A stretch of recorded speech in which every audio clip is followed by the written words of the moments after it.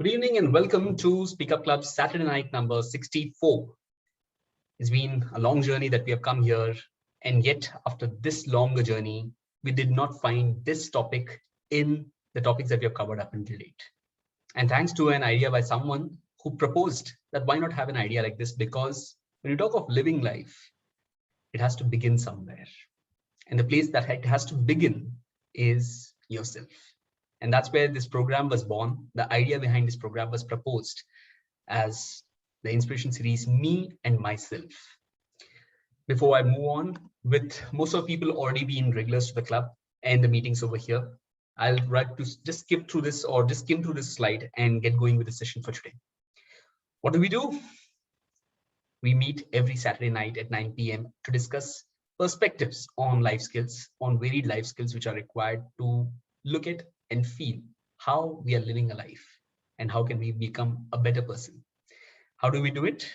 We talk about, it's all about sharing perspectives, listening to perspectives, and experiencing different stories that each one of us have to learn how we are dealing with it and to learn and listen to how everyone else is dealing with it. So who does it? Like always, it has been me and Pragya who have been the host for Speak Up Club session for a long time now. We are tired and we thought, let's have someone else being the host while we'll be the facilitator for today's session. So let me begin with the session now. The idea, me and myself, comes from the simple fact. We often hear the word, I love you. But how do we say, or how often do we say, I love me? One of the biggest precursor to actually loving someone or sharing love or sharing something in the world is you being filled with it in the first step. Because every time we talk of loving someone with emptiness within, that love doesn't suffice. That love isn't enough. That love doesn't add value to the other person because you're just sharing it without what you have. So it's like a multiplication with the number 0. How many times you multiply or you try to add value somewhere, if you feel empty within, it's not going to add the value which it rightfully deserves to add. So the first step to loving the world or expressing to the world or living an ideal life is to start loving yourself. It's beautifully said, you can't pour from an empty cup. And that is where the premise of this program is. As was suggested by someone who will be the host for tonight's session, while I'll be the one who will be facilitating the discussions for the age of that person who's going to be leading the session is far too less to have an experience about or talking about this subject. But the fact of the matter is, when someone proposes an idea, I thought, okay, I'll take in the ideas and start delivering this program. These are good ideas. These are wonderful things. But then I thought, the very thing which I'm proposing right now, the source of the idea when it is from someone else, how can I be the master? How can I be the one who's proposing something which I have not created? And that's where I thought, let me have the person who's proposed this idea be the host for tonight's session. So with that, I welcome to you the host for tonight's Speak Up Club session, the session which you're seeing right now, Me and Myself, that was proposed by Akanksha. I was surprised when she proposed the idea. I was surprised at the fact of the pointers which we shared. I felt it's something to do with, even for someone who's as old as me, 34, 35 years old, not having an idea or thoughts about these things, which were initiated by Akanksha. Rather than letting me talk about things which I did not begin, I thought let Akanksha speak. And while she speaks, the underlying theme is I will be the one who will be facilitating the discussion with the rest of you all, with the doubts, with the thoughts that she has. Let her begin with the session. With that, I share the stage to Akanksha. Over to you, Akanksha. Good evening, everyone. This is Akanksha, and today I'm here with the session. All thanks to Rahul sir, who has given me this opportunity to speak about this amazing topic, I'd say. Firstly, I'd start by saying I'm a 15-year-old, and this session idea has come to me from some past experiences And so I thought I'd share about this with everyone here so that I can learn and gain more experiences and perspectives related to this. Because everyone else here has seen far more better things than me, and your experiences would be a great help to me and also everyone else. So the inspiration from this session was drawn from the group BTS and their albums. So BTS, after facing the negative looks, bad memories, numerous trials, they bravely broke them all and now are the top Billboard singers. So after discovering this group and their motives about how to make this world a better place with concepts like loving yourself and concepts basically more about yourself, I started learning more about these topics, and that's when I started the journey with myself, with loving myself. Or at least I even started trying to do that by understanding these concepts a little bit better. And thus, here I am to share my views on this topic, as well as to learn from the perspectives of everyone that are going to be shared here.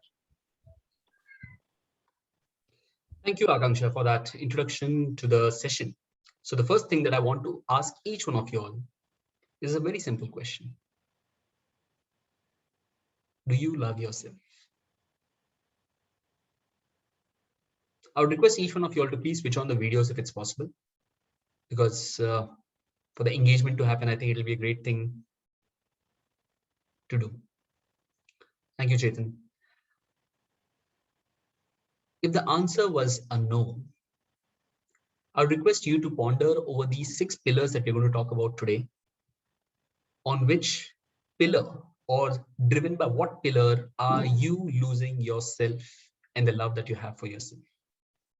And if the answer is yes, I would like to applaud you, and I would like you to add value to the session by sharing with people about different facets of what makes you love yourself, through which each one of us can learn on how you can find love in a world which is hell-bent on making you feel inferior, making you doubt who you are, or doubting how you look at yourself in the world. So, the simple question, what makes you love yourself? It need not be in totality, but surely enough, I believe each one of us have something or the other which makes us love who we are. So who's coming up? Sri Krishna, Chetan, any element of your own life where you feel you love yourself. Uma ma'am, Pratna ma'am, Rashmi, anyone, Bikash. Yeah, hi all. My So, friend. Sri Krishna, and after that Bikash, is that okay? sure. Sri Krishna, go ahead. So when I help my friends, like for sharing notes or something like that, so I feel that I am doing a good job and like that. So at that time, I feel that I love myself. Interesting. Bikash, go ahead. Yeah. So there are few examples where actually there are few traits of mine. When I exhibit them, I feel really good, and few of them, maybe I can say, like, one is my positiveness. Like, I am very much optimistic in nature, and I see a tremendous shift in my life after I started being seeing the optimistic side of my of every situation. And as I do that, I feel really good, and I love myself. That okay, in a very chaotic situation, in a very negative situation also, I'm able to keep my calm, and I'm able to keep myself motivated. So this is one of these examples wherein actually I feel that okay, I am worthy and I can do it. And whenever we feel this kind of these feelings are coming, right, we can certainly, these are the examples wherein actually we love ourselves. These are the pillars, we can say. Yeah. Interesting, Bikash. Thanks for sharing that. Who's coming up next? What is that one element that you love about yourself? Don't tell me you don't like anything about yourself. Shreya. Sir, am I audible?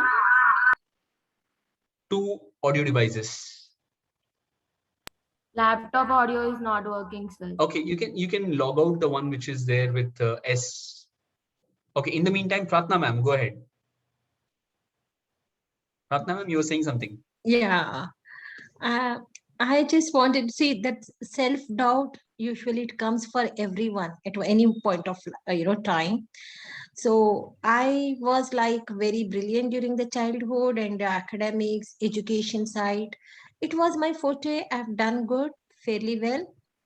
After getting married to a family, we are not that highly educated, but my husband was educated, where I was like proved to be stupid or foolish for simple things. I mean to say, stupid in the sense they feel that doing, showing honesty, integrity, and being very simple, humble, these things were like not smart things, what they used to feel that. She is so naive and she doesn't know many things. Then I used to get self-doubt whether I am fit or unfit and what is happening. Then my husband used to reassure, he used to say, you are unique. What you are doing, you are honest, and you don't need to feel that you are unfit here. In fact, you are far above than all of them. And that used to give me little confidence. But now and then I used to get self-doubt whether I am right or wrong, or do I need to work on any area? Because I can't say at a it used to be on the tip of their tongue. They manipulate things and cover the things, and which I used to fail, and I used to put blank face, and then they used to tell that she is so innocent, and that used to put me down. Am I stupid or innocent? And then in my career also, people used to play politics and put others down, and then again I used to get a self-doubt. But I am always grateful to Anjum Babu Khan, and she's the one who used to tell, Pratna, you are a diamond. You don't have to worry about that. You focus. You are brilliant in your academic side. You don't have to bother about all these things. I am there to take care. So all the time I got good, I mean to say powerful hand to hold me that and to make me feel comfortable that you have something and you which you don't have to worry about it. That is not required at all, and the way you are the best. So at times we all get this type of self-doubt, but believe me, we need to have someone and who should be like they should be making you realize that you are the best. We need that at one point of time in our life. We need that type of assurance or confirmation from near and dears. So don't have to feel bad for if any area, if you are missing out something. We all are not so perfect in all those areas. We should feel that we are unique in our own way. Even now my son also gives me that self assurance and confidence. Mama, you are unique and we like you the way you are. You are the best. So we need that type of assurance at times. But if you are not having this type of people, you don't have to feel for that. Whatever way you are the best. That's it. Thank you, Pratna ma'am. I think those are wonderful inputs. The very idea which you said, I think I resonate with that, because of many a times we are in an environment which we feel we don't fit into, and so these doubts are very common. And like you said, people around us, there needs to be one or someone who can be there to uplift us and make us believe that we are okay. Thank you for that. Shreya, yes. Yes, sir. The one thing I like about myself is I love to dance. That I got it from my sister. When she was small, she joined the dance class. Same pathway as my mother. Whatever my sister does, I need to do it. Otherwise, I'm waste. Now she's doing BTech second year. They say that after that MS, I should go behind her only. Don't she supports me in everything. Like last week, I had an elocution. I was like, why do I need to join an elocution? For every year, I won't join. Actually, this is the first year I joined the elocution. My sister was like, why can't you do it? Once try, give it a shot. If it is gone, let it be. If it is good, it is good. You'll get a prize. She supports me in everything. She guides me in Instagram also. If I don't get like, she says like, I am there for you. Why are you getting? You'll be famous soon. Don't worry. She's always there to guide me. Wonderful, wonderful. Thank you, Shreya, for sharing that. And I think when you said the first thing that you love about your dance, I am also in love with that. When I look at your Instagram channel and I look at having that selfless or an undeterred confidence to stand up on stage and do something, whether people see it or not, is something that I love the confidence that you have in that. Yes, Uma ma'am, go ahead. Excuse me for not switching on the video. So first of all, hearty congratulations to Akanksha for having chosen such a wonderful topic. So I was wondering who is the host, and I was pleasantly surprised. So kudos to you for that. We are inspired by you. So the one thing I love about myself is my enthusiasm and positivity. I go about learning so many things at this age, and pandemic has been a great blessing to me, I should say. I thought I can never sit at home, but pandemic has proved that wrong. And I'm just, what do you say, browsing from one session to another session in Toastmasters, or anything which is happening which excites me in other sessions, workshops. So I'm learning so many things sitting at home, and internet is a boon or a bane. If somebody asks me, I'll say it's a boon. But maybe I have become an addict also in one way. I should not be like that. But I also like to give away so many things to others, whatever I learn.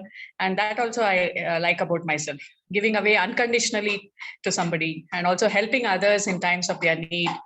Going out on your own, like when you want to make friendship with others, you have to go more than halfway. Only then the other person will come towards you. You can't leave it entirely to them. So I always take the first step. So I feel proud about that. And thanks to Rahul sir for bringing us all together. And once I asked Rahul sir Durga ma'am's number, and now we have become very good friends. And now I'm going to ask Pratana ma'am's number also to him.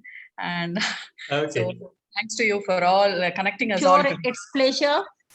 Yeah. Yeah, it's my pleasure. Even I was admiring you because the way you are giving your inputs, and I can see your enthusiasm in all the aspects, the way you are sharing. It's my pleasure. Thank you, Mama, and thank you, Pratna ma'am. We have Bhavagya who raised her hand. Bhavagya, before we move to the session further. Yes, Bhavagya, go ahead. Sir, I'm very proud of my stubbornness. Like when somebody says you can't do it, my stubbornness helps me there. It helps me to shut their boos and prove them wrong. Interesting. I'll come to this point. Just remind me, I'll be using this point in the future in the session as we go ahead. Welcome Shanti, welcome Alina, welcome Rashmi. Why do you, or what is that one thing that you love about yourself? If anyone of you would like to share, else we'll start moving forward in the session. Anyone? Are we there? Okay, I'll wait for that. In the meantime, let's get going with the session further.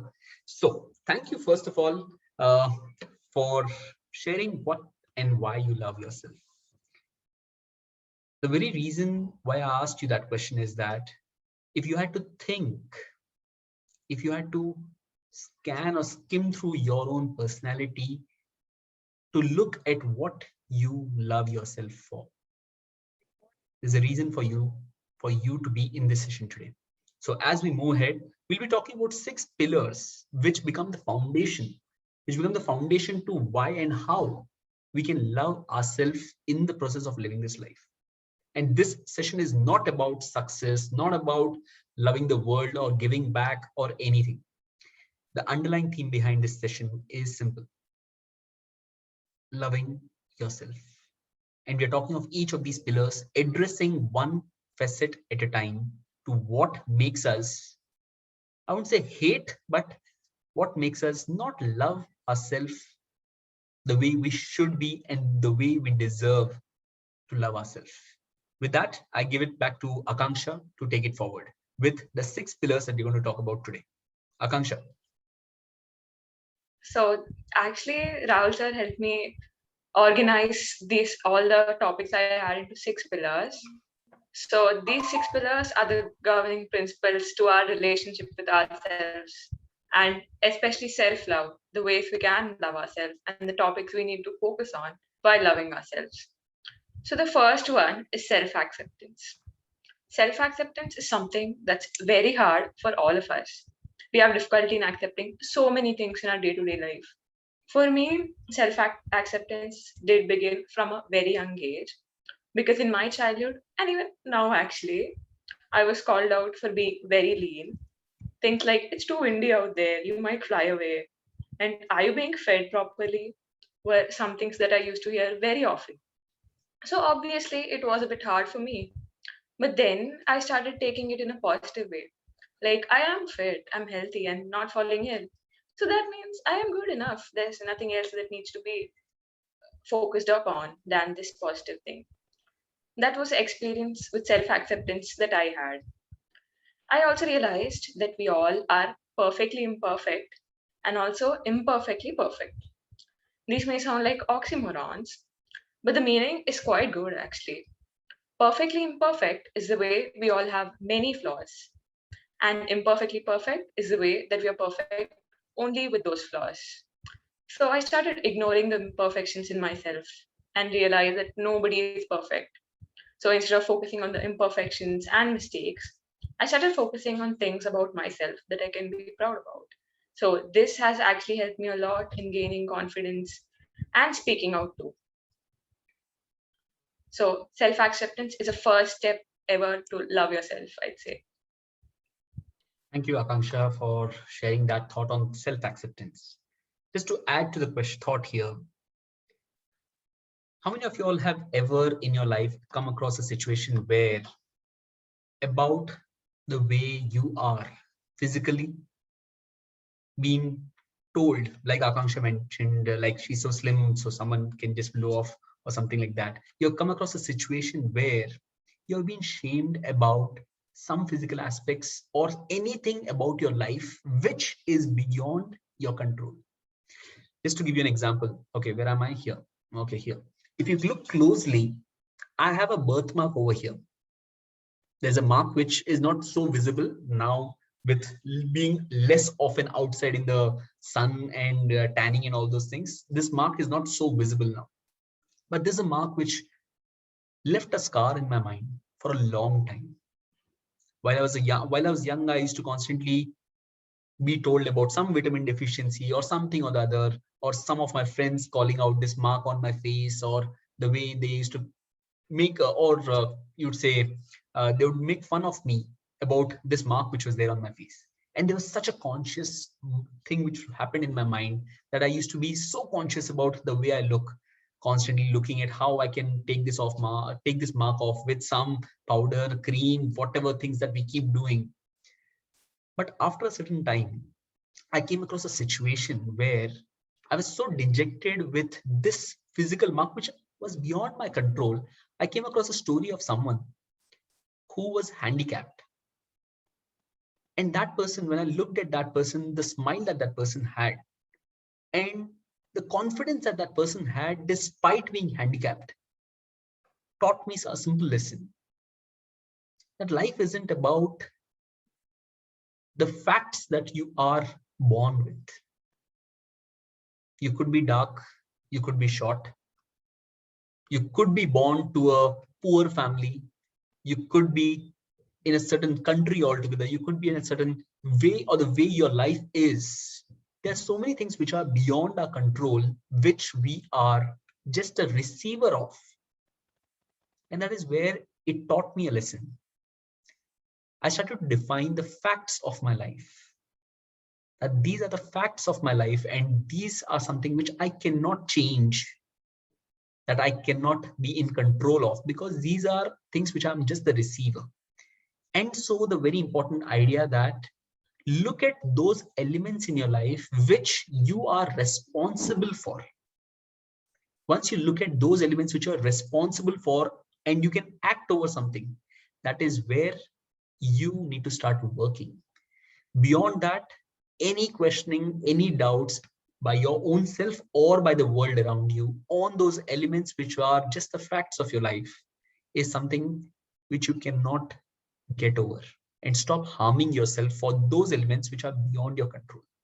Just because someone else expects something, or the way people put people in the frames that you have to be like this, that is where don't fall in that trap where you're not accepting who you are and killing yourself, your own self-image, that you are not good. That is the base for the first pillar, where you harm yourself more for the facts in your life than for what is in your control. I'll leave this open to people now. What are the flaws in your life that you have come to accept now, which were there in your life, which made you doubt or which made you feel bad about yourself? Because unless you have those acceptance about those flaws which you have, which you are not responsible for, how can you love yourself? So anyone would like to share any aspects of their life where they were challenged, they were doubted, they didn't like themselves for the very reason that these are things beyond your control? Anyone would like to share anything? Yes, Sri Krishna. It is about my eating style. So in my school, they always used to criticize me for my eating style, and that actually I don't consider it as a flaw personally, because you know, and one thing I would definitely admit, that is till now I don't have the habit of eating with spoon, so that is one flaw that I admit. But while eating with my hand, that's that is something which I can't control. So yeah, so that I feel that it is kind of unfair to say that. Wonderful, Sri Krishna. Anyone else would like to share their thoughts? Anything that you are not comfortable with the world's definition of what it should be, while it is beyond your control? Yes, Shreya. Anyone else? Rabia? Yes, sir. Anything that you Hi. feel? Yes, Rabia. Most of the time, what I feel about myself, the folly, or you can say drawback, which I have with me, is that I turn emotional very soon.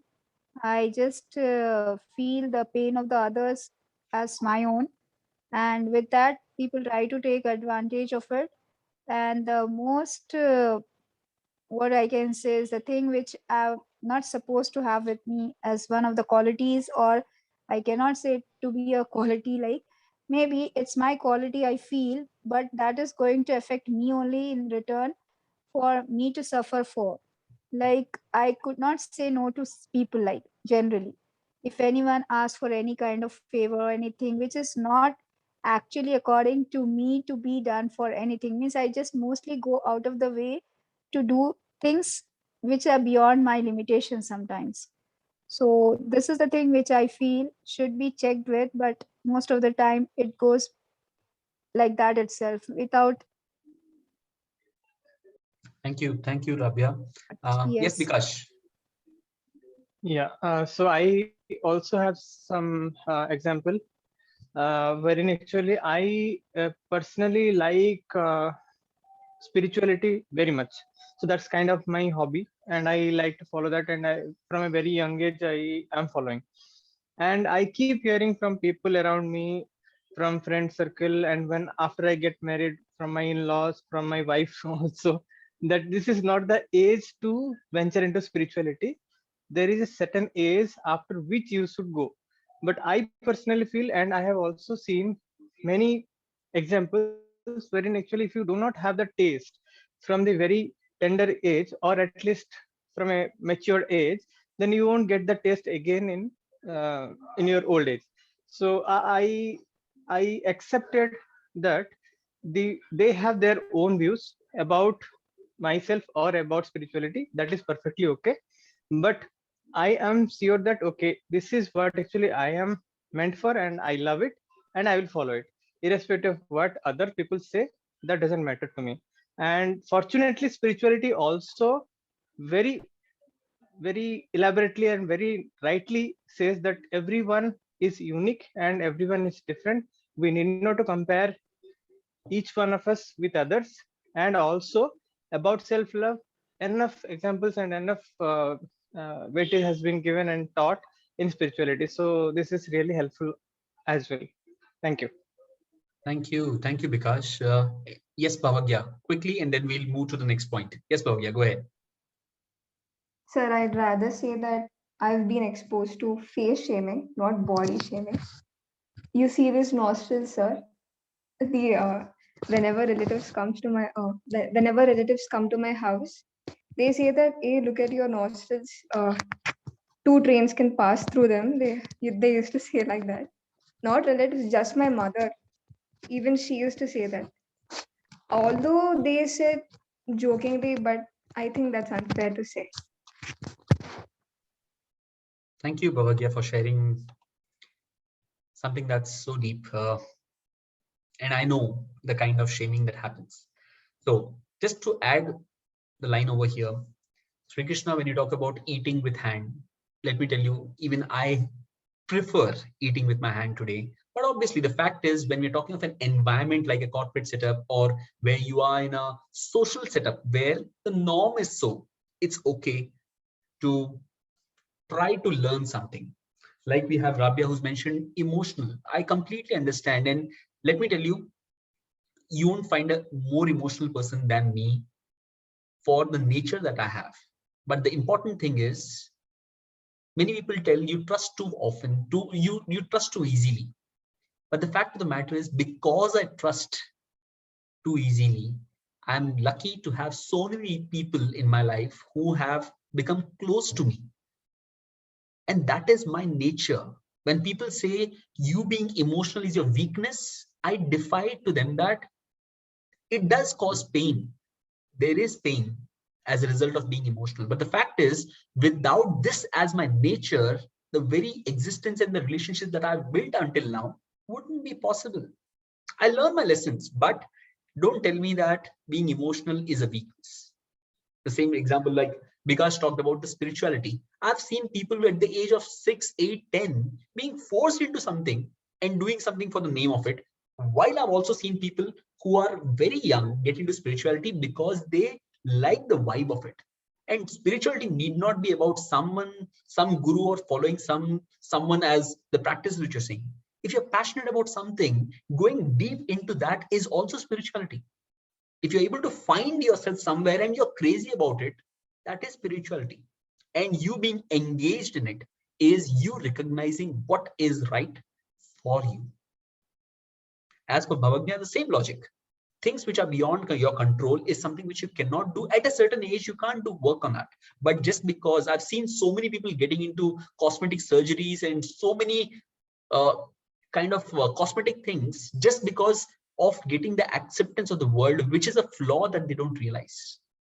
Today, they'll say something about your mustache, or today they'll talk about something. Tomorrow, they might talk about something else. What else will you keep changing? The definition of perfection keeps moving from one person to another. What you need to fit into is your own perfection, your own definition of what you're comfortable with. If you want to be fair, it's okay. If you want it, not because people around you are saying that. If you believe you want to work on something, do it because you want it, not because the world wants it. Because then you're going to prove a point when you're doing it because the world is saying, when compared to you doing something because you want it. That is where you're trying to do something for yourself, for your own love. Thank you. Thank you for sharing these points. Let's move forward with the next pillar. Akanksha. So the second pillar that has to be shared today is self-worth. Self-worth is something that I myself am still learning. I still have a problem with realizing my self-worth. Despite the great things my mom says about me, it has always been something very hard for me to do.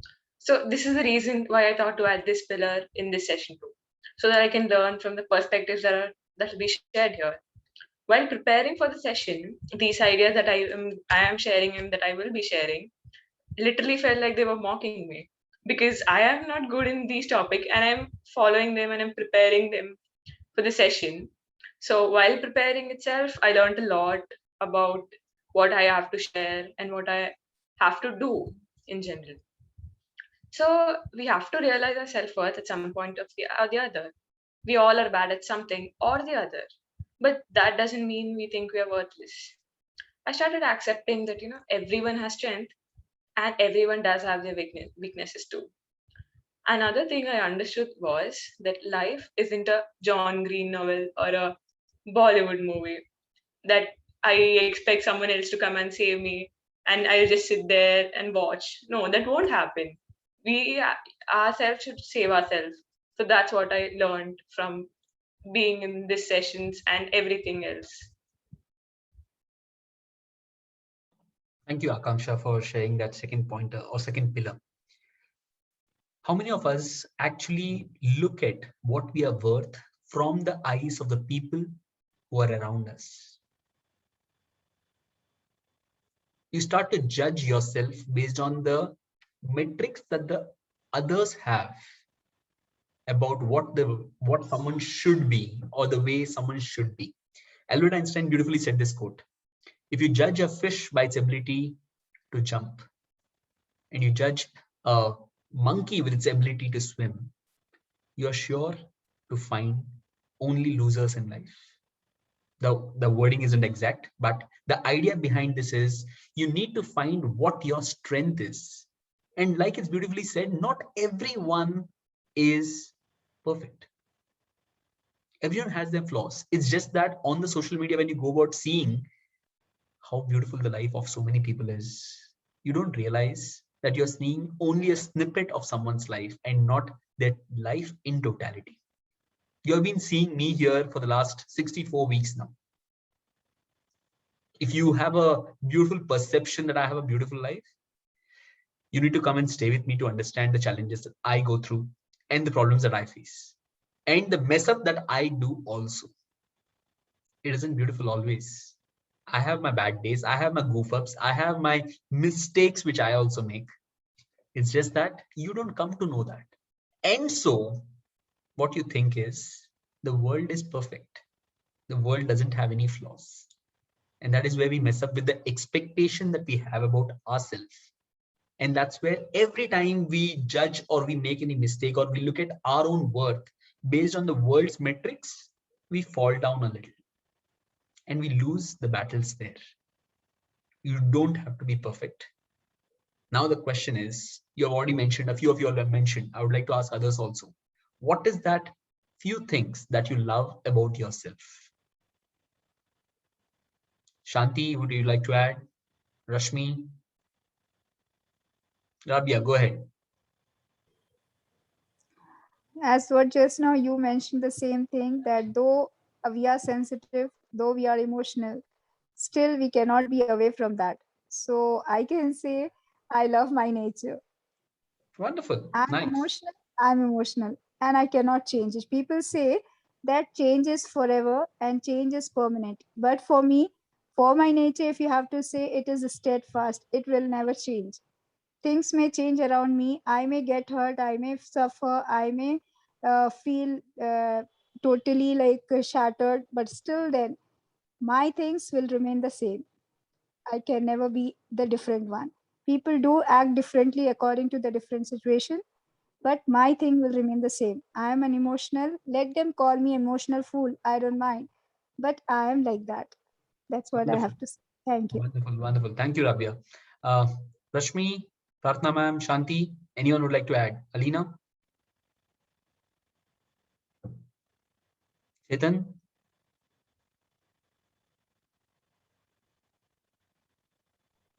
Yes. One thing that I like about myself is my nature is helpful and I'm honest. I'm proud that I haven't cheated anyone till date monetarily. So that's one thing that I like about me. There are flaws. No one is perfect. Wonderful. So I will try to improve myself. Wonderful. Thank you. Thank you, Chetan. Rashmi, so you'd like to add something? Rashmi? Yes, I like about myself is like I forgive people. I don't keep it in my heart, and I'm a giver. That's my natural nature. Wonderful. It's so beautiful to That's what I know. love about myself.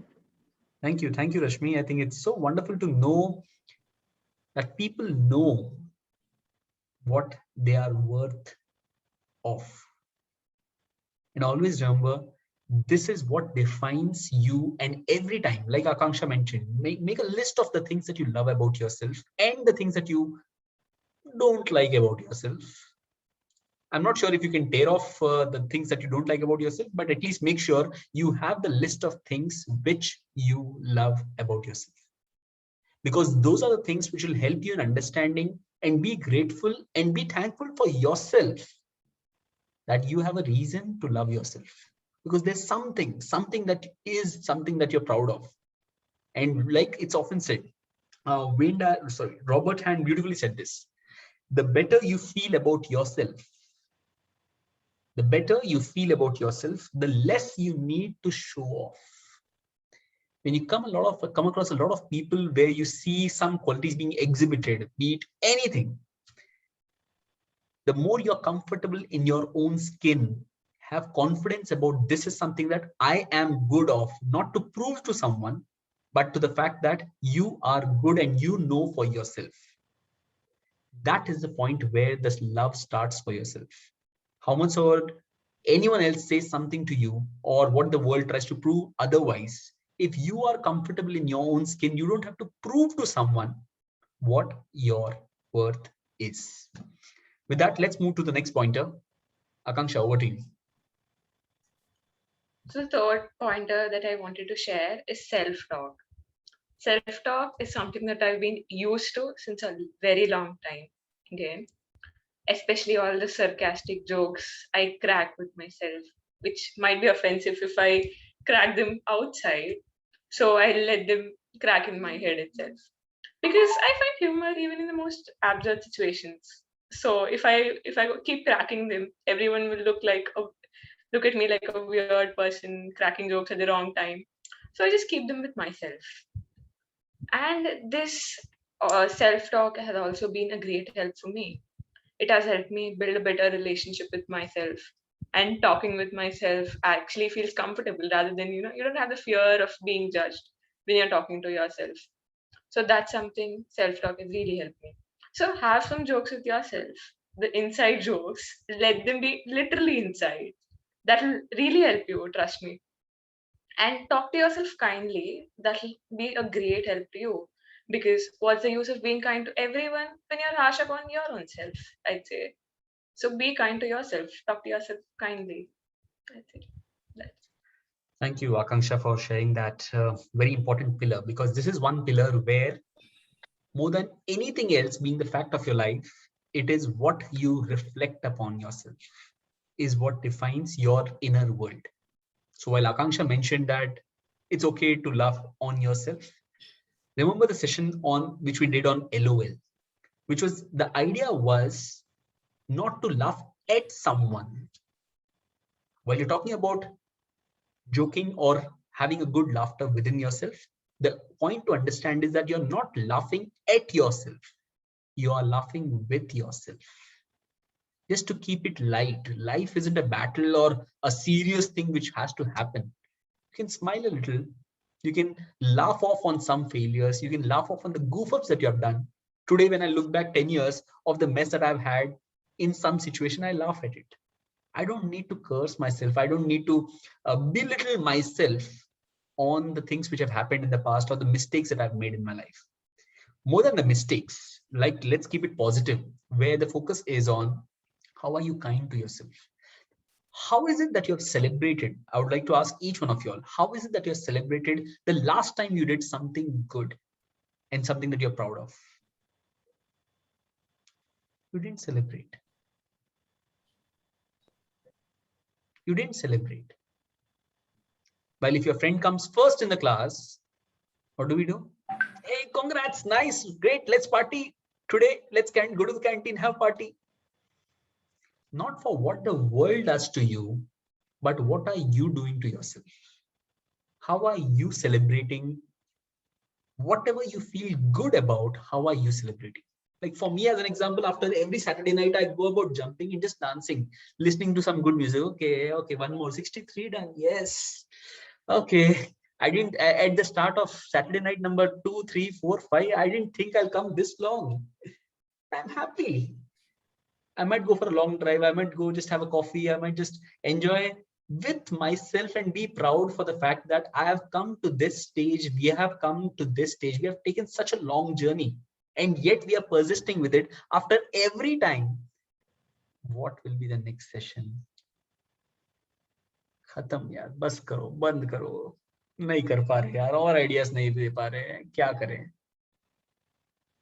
And when I do one more session, at the night after the session, I pat myself that we have taken one more step. How are you celebrating with yourself? That is the point that I'm asking you, because more often than not, like I've always told in the previous sessions also, the good which is not appreciated, eventually dies down. The kindness which is there in the world, when it is not appreciated, it eventually dies down. So start making a list of things that you do when you accomplish something. And that is where you need to start celebrating, even if it's going alone for a coffee. I have this habit of watching movies. Unlucky me that last 1.5 years COVID has happened. But at night, Pragya is sleeping, kids are sleeping. Okay, 10:30, 10:45, I'm in the movie hall. Enjoy. That is my me time. That is how I look at celebrating for myself. That's what you need to find. How is it that you can celebrate? It could be that 5-minute jumping and dancing, but do something that tells you that you have done something well. Applaud yourself. And like Akanksha said, be kind to yourself. The most important thing in self-talk is the fact that we are our biggest critique. There's a beautiful quote which came to my mind, came while I was doing this research for this one. Too many people overvalue what they are not and undervalue what they are. This is a quote from Malcolm Forbes. It talks about how we have an expectation from ourselves and the way we look at ourselves. For everything that I don't have or I'm not, I say that is so important and I'm not that. And everything that I'm doing good, ये तो हर कोई कर लेता है, इसमें क्या unique है, सब कर लेते ना. That is where the difference has to start happening. That is why this quote tells that stop undervaluing what you are. For the journey that you have had, for the work that you do, you are doing fantastic. And that is where the tone has to change within, that you are something, even with the flaws, even with the goof ups, even with whatever you are something. Once you look at yourself in that ways, the talk changes within. For everything, every one step that you're taking up, it will be like you are stepping up. Else the perception will be you're already 10 steps back. You're trying to cover up the things which are already missing in. I hope you're getting the difference which I'm talking of. When you appreciate where you are, the next step that you take, you'll applaud yourself that you have taken the next step. But if you don't appreciate what you have, you're already at 10 steps back. And all you're doing is covering up for what you are not or what you are capable of. And so the appreciation won't come through. That change in approach is required. Who's like to share how do they celebrate their accomplishments or their moments, or how do they pat themselves? Rashmi? Yes. How do you celebrate? Yeah, I had bad habit, I always demoralize myself.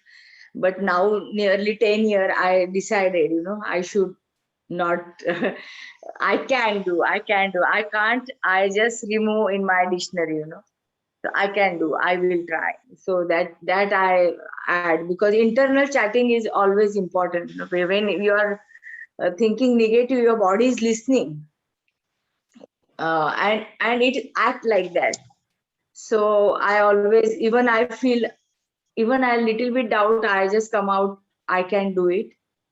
And better to with who are like surrounded by yourself, who are believe in you and encourage you. If you are like with those people, you always motivate, and you are more positive. So this is and if negative people around you, just feel you are deaf. So these 3 points I just keep in my mind since 10 years, and it's amazing result. I do relaxation, I do swimming, and fresh air walking. So 3 things I will do when I feel to give myself time. So this is 3 things, and these 3 principle I did. I can do it. I be surrounded by who is believe in you, encourage you, that people. And if negative people is there, so just listen and just remove from other. Wonderful, wonderful. Thank you, Dr. Rashmi. There we go for the medical perspective of it. The need or the impact of your self-talk is not just on your mind, but it reflects on your body. For the people here, I'm not sure of the science that people know. When you see yourself doing a certain thing, when you see yourself doing certain thing in a certain way, your parents say that, okay, she's like your father, like your mother. There's something called as a DNA. While it could be just a medical structure, the fact is, for generations, what you're doing right now, the way you're thinking right now, the way you're operating with yourself, your mind right now, trickles down to the DNA and is passed forward. That is the power of what you say to your own body, your own mind. The way you talk to yourself has a trickle down effect, and that is something that you need to understand. It isn't just that, okay, I'm thinking something negative and it'll go off and it's over. For everything that you are as an impulse in your mind, one pulse in your mind of a thought has a trickle down effect for a very long term on your body. So start taking care of that. Thank you, Dr. Rashmi, for sharing that wonderful pointer on self-talk. Anyone else would like to share? How do you celebrate your own accomplishments? Yes, Shreya. If I complete one classwork, I'd go watch a movie or see a YouTube video or dance or order food. Interesting. Nice. Whatever be your style, always remember this is what we are talking about, me and myself.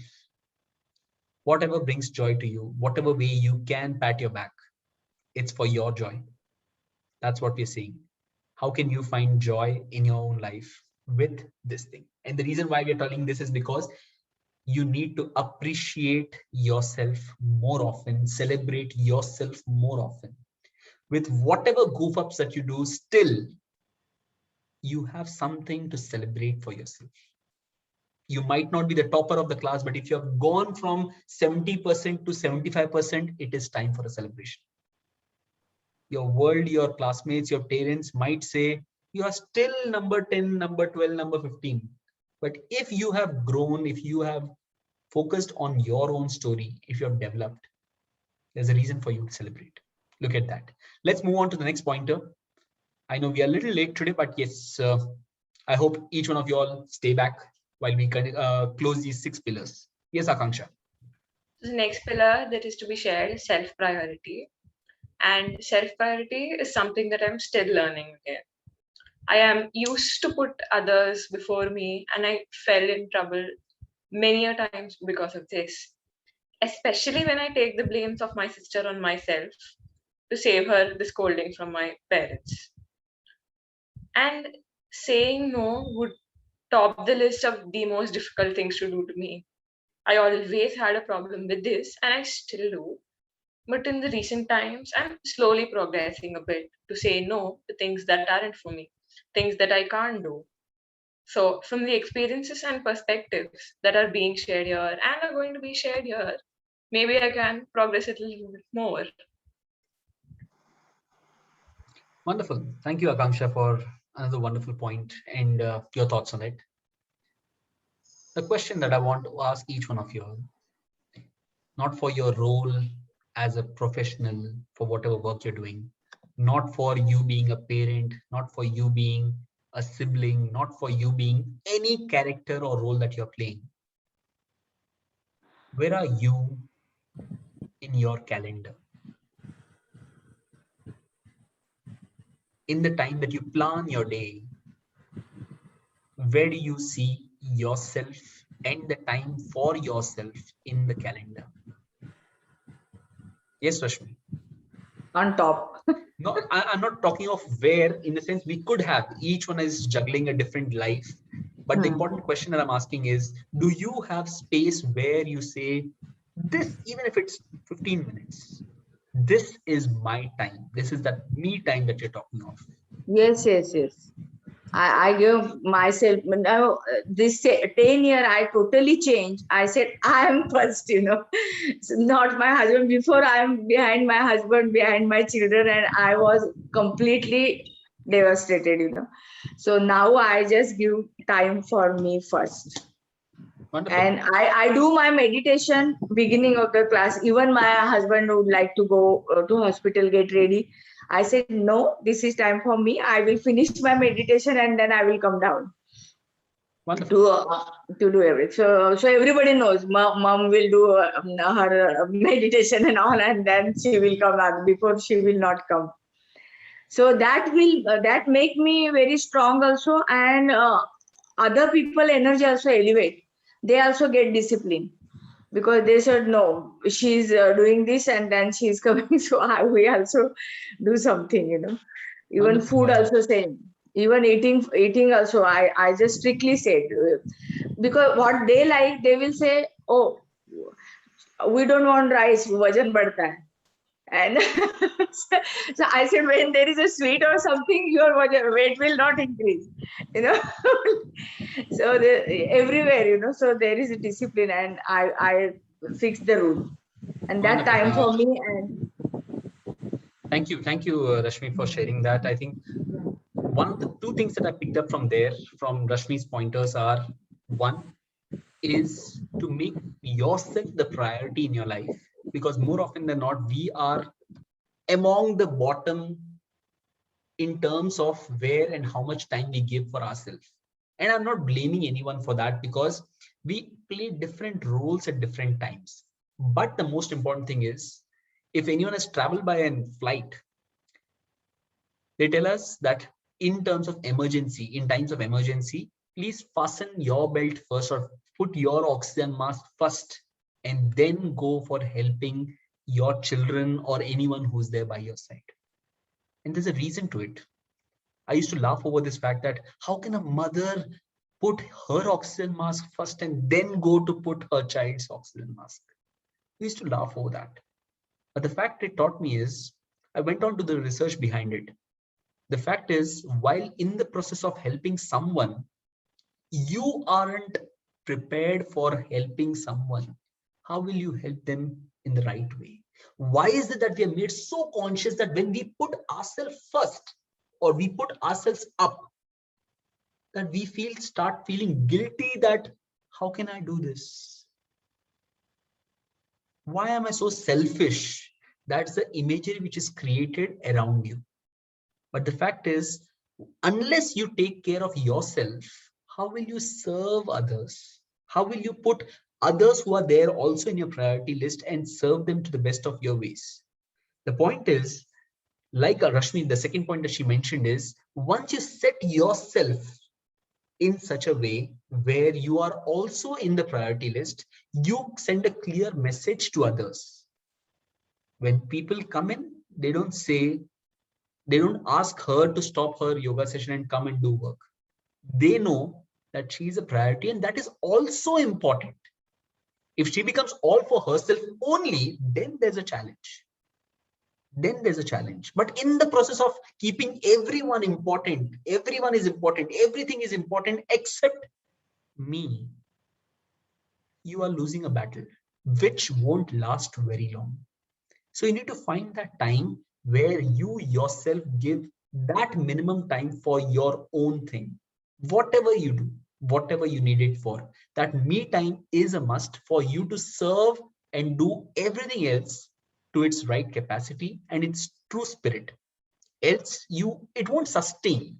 Eventually, after 2 years, 3 years, you will curse the same thing, that this is the reason I'm not able to do anything.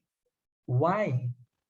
Because you could not prioritize yourself in the list and do things for yourself too. When you're able to do that, you'll be able to do it, and you won't blame anyone else for the mess up that you have had, because you were not there in your priority list. So ask yourself, how much time do you spend with yourself? And while we're talking of the other pointers which we talked about, those elements will help you in giving you a feel-good factor for yourself. While Rabia mentioned about not able to say no, not convenient or not feeling good to say a no to anyone, eventually that will backfire on you. And for it to not backfire on you, you need to start saying a no now. Otherwise, that no will come out of a frustration more than with a choice, a conscious choice that you're making. And so get your priorities clear and find yourself somewhere in your calendar, not trying to fit everything and then check out what is left for me. Go the other way around. This is me time, and let everything else fit in wherever there's other time left. We talked about this in the rule of finance. In the money matters session, we talked about saving with this concept. People often talk of saving and investment as a reverse concept. What do you save? How, if I ask you, what have you saved? You'll say, with my income, whatever I've spent is whatever is left after I've spent is what I've saved. But the concept of finance and working and building on your savings works the other way around. With your income, save first and do whatever you want to do with the rest over which is left. That is the same concept which applies here.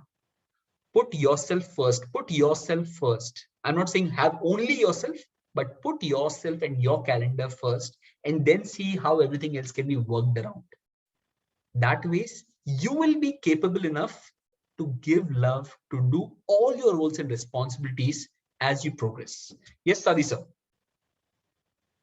Yeah, thank you very much, Rahul. This reminds me of something. I just want to add to the same idea. There is a saying, it says that it's in Urdu.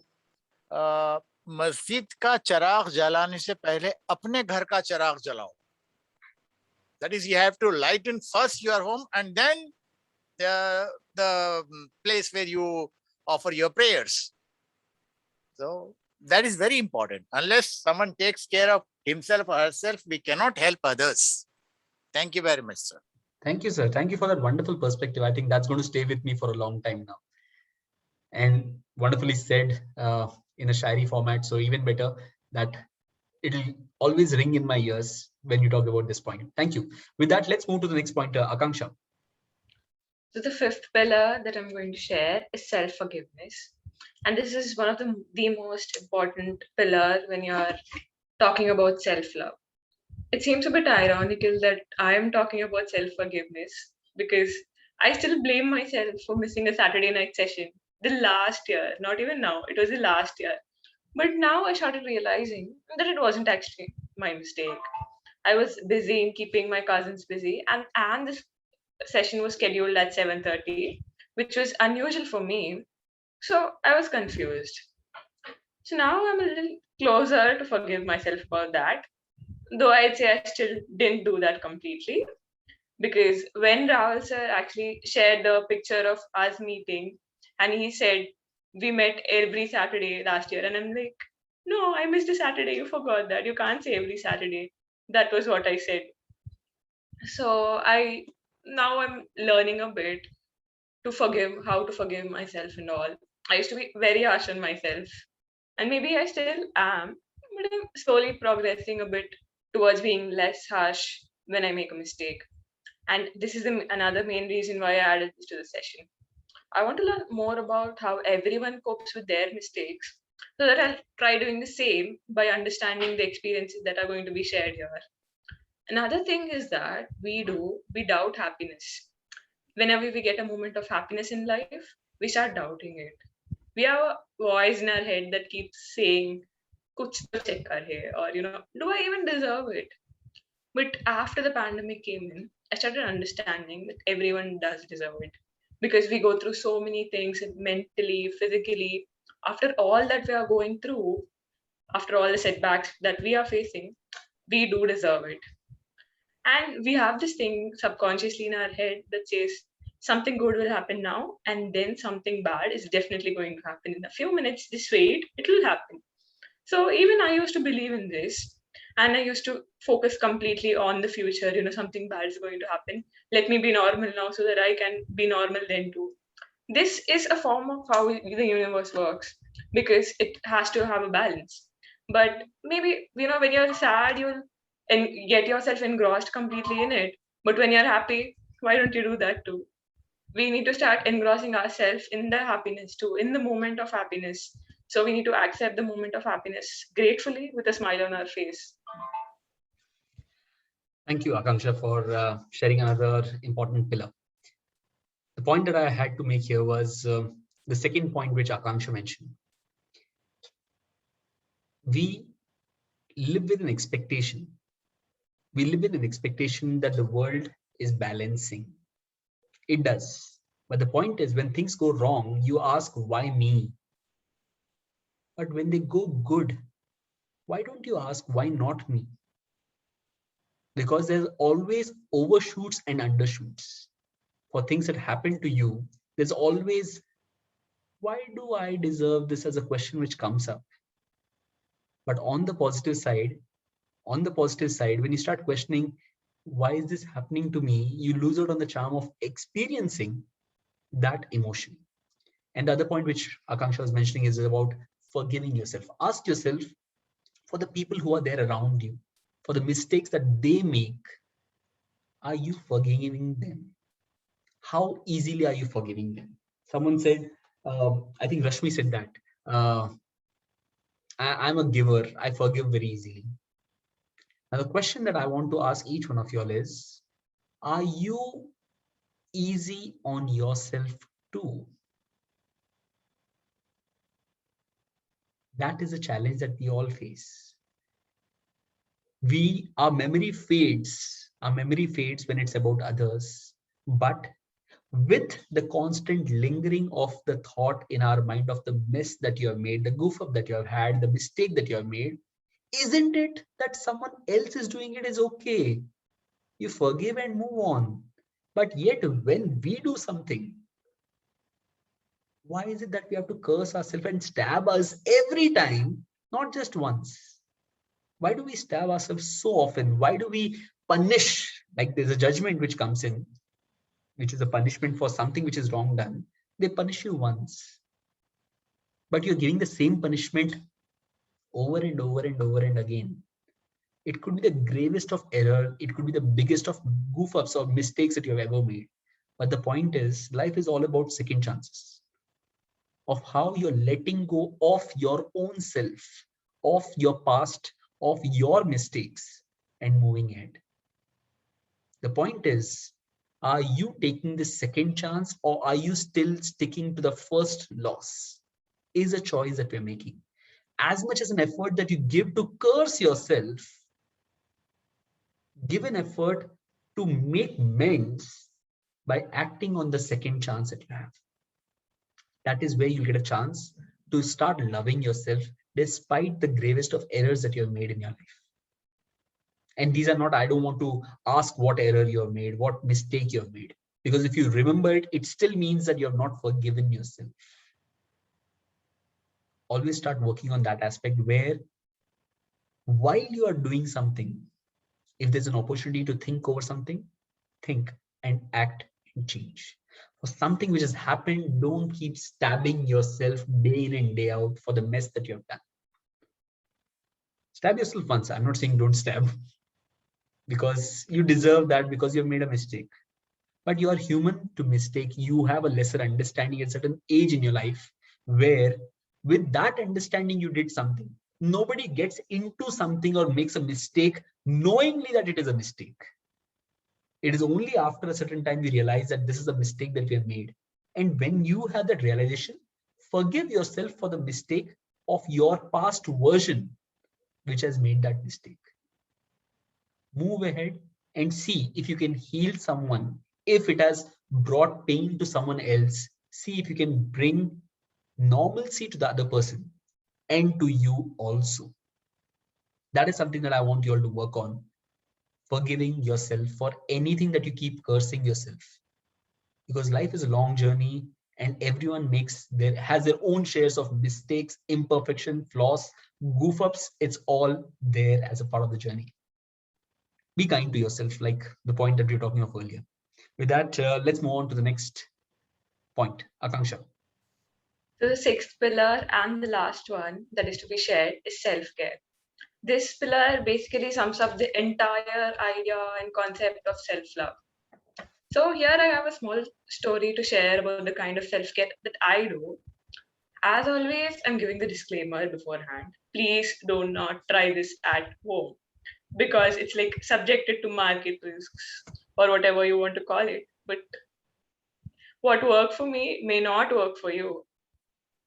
So this is something from a day before of any exam I haven't prepared for or any subject exam that has the concepts that make no sense to me.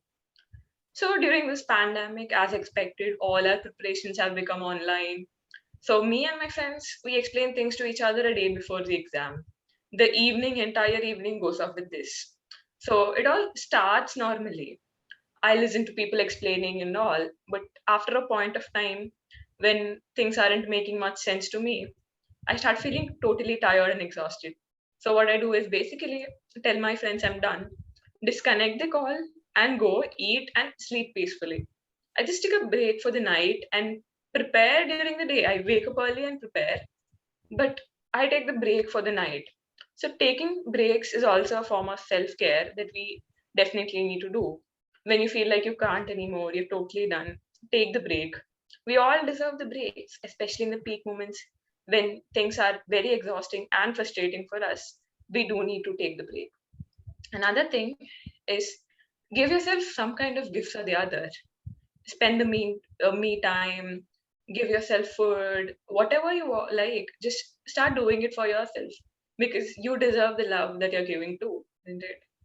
And another thing, another form of self-care is asking for help. Asking for help is definitely a very difficult task. I'm someone who personally can't ask and accept the help that I'm given. But these days, because of various reasons, I started learning that asking for help is not a crime. It definitely does feel like one, but trust me, it isn't. And I started learning it these days. And I'm telling you, I'm not perfect at it yet. Wonderful. Thank you, Akanksha, for sharing that last pillar. Now, a simple question to each one of you all. When you talk of self-care or self-love, do you all know where do you find trance for yourself?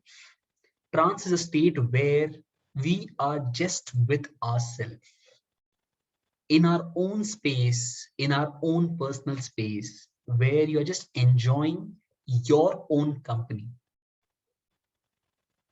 I have a habit of maybe listening to music or going for a long walk or going for a movie alone and just enjoying the movie and coming back. What is your trance?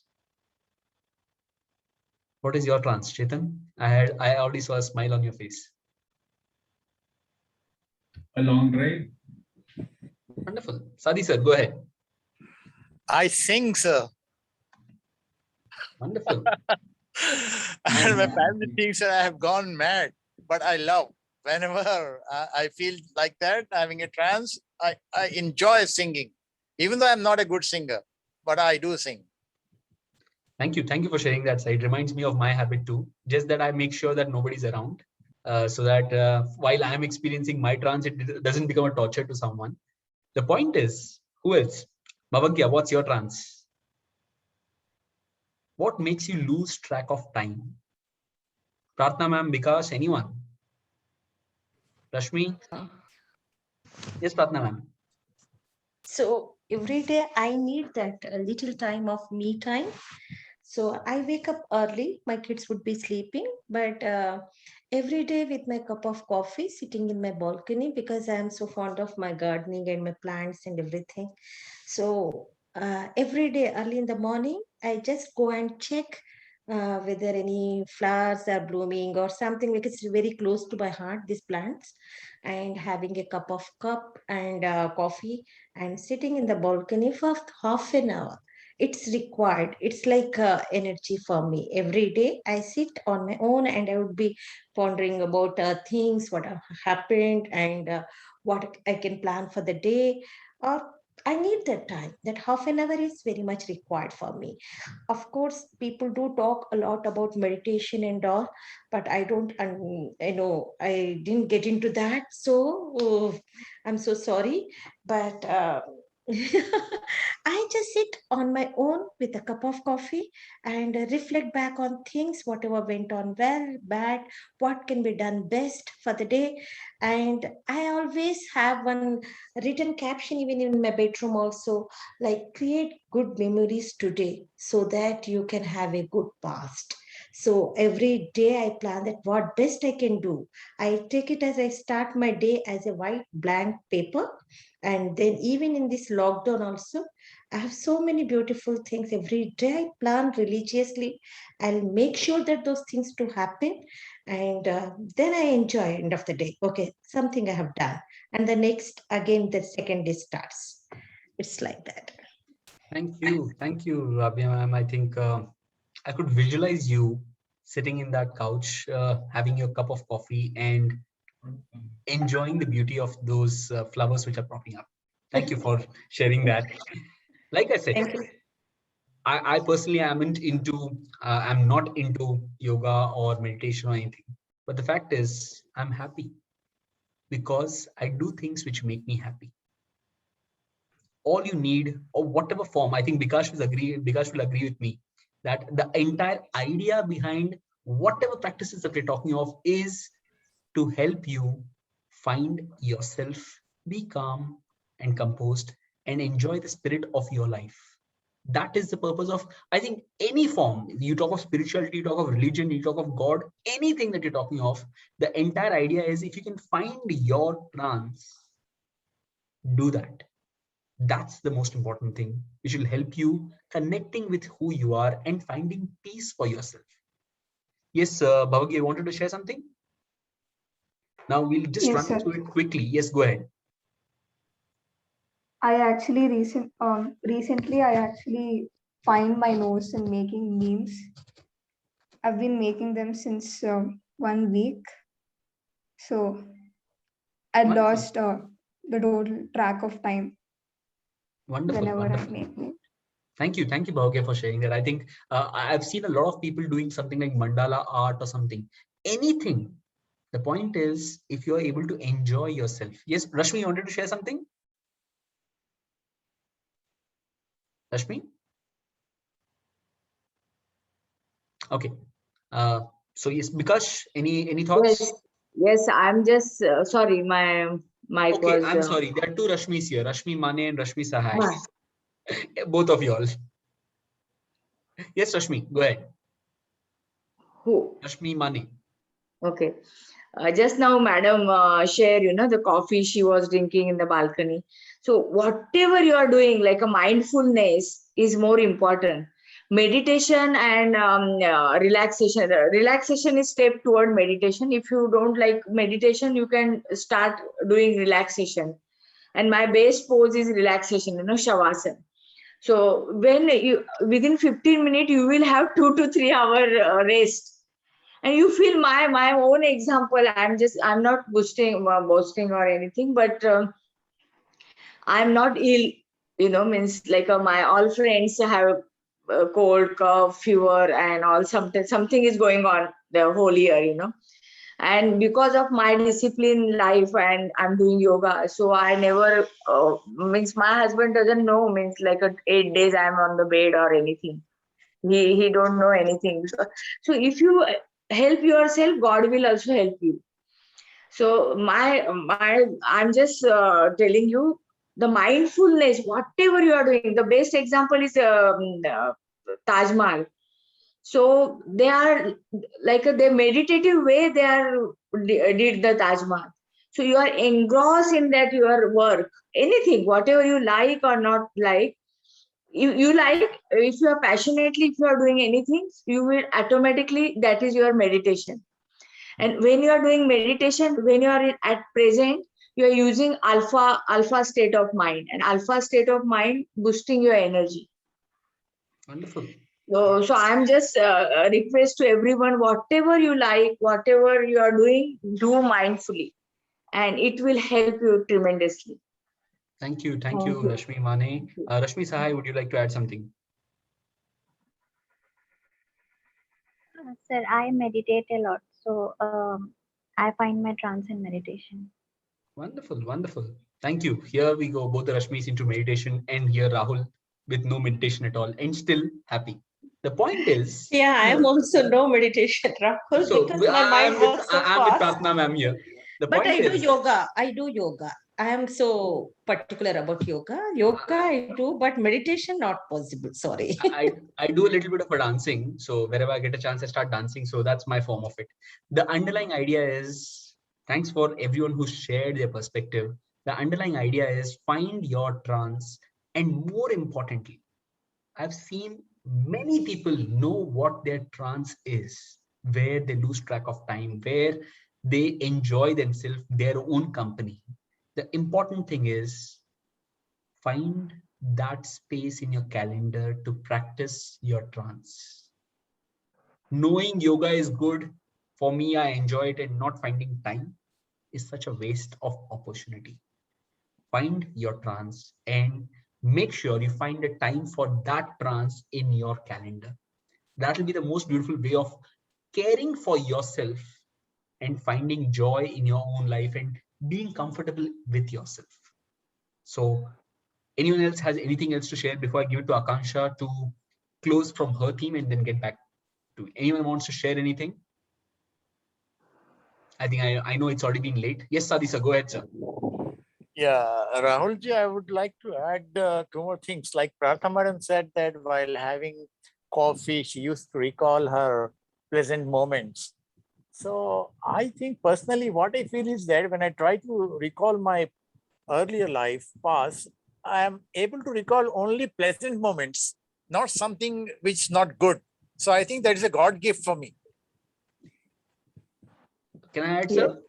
Yeah, that's one thing. Let me conclude. One more thing about passion, I have been in the Gulf for more than 15 years. There I saw that people, they work for 5 days, and earlier we used to have 2 days off, Thursday and Friday. So they used to play cards starting from Wednesday night till Friday prayer time, and then once again till Saturday morning. So what I found that if you do anything which you love, you don't get tired. And I learned that. So it is very important for you to look for your passion. And then when I thought over that, why do people love playing cards or carom? Because I found that they come across a new challenge every time. So facing challenges is like, enjoying it. This just that. Yes, you wanted to add something. Yes, Sadisa, the point that you said, when you're sitting and reflecting, if you are able to get only the positives, more often the good memories, the reason to that is the self-talk element that we talked earlier. I'll tell you a simple example. When you have a bad instance and you have a good instance in your life, what you deliberate on and keep thinking about that becomes permanent in your life. The beautiful thing, I would say, it's not God gifted, but the very act on what you focus on as a reflection to anything which has happened to you. Anything which has happened to you, good, bad, ignore the good. The dent which happened on the car while you were going. If you keep brooding over that, you keep discussing over that all through your day for things which are beyond your control, what will reflect in a week later when you look back, how was my week? You will remember the dented car. You won't remember the help that you did to someone, or someone helped you in your work, or the accomplishment that you had in your work, because we were hell-bent on brooding over the negative which has happened. And that is not a God's gift. It's a gift of choice that you give to yourself when anything is happening to you. Good, bad. Whatever you deliberate more on becomes permanent in your life. Because it's beautifully said, life is like a mirror. You go in and you find a Dracula, that's your thought. And you go in and find a heart, that's your heart. Whatever you perceive the world to be is what the world you create within yourself. That is what we need to start taking care of. Thank you, Sadisa, for that wonderful point. With that, I give it back to Akanksha to close the theme, and then I'll close the session. I know it's been a long session today, but I think with each one of you all glued to your screen still, I hope it has been helpful. Akanksha, over to you. So lastly, what I wanted to conclude is that self-love is not selfish at all.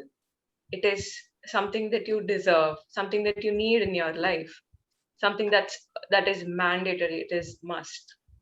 So you yourself, as much as anybody else in this whole wide world, deserve your love and affection.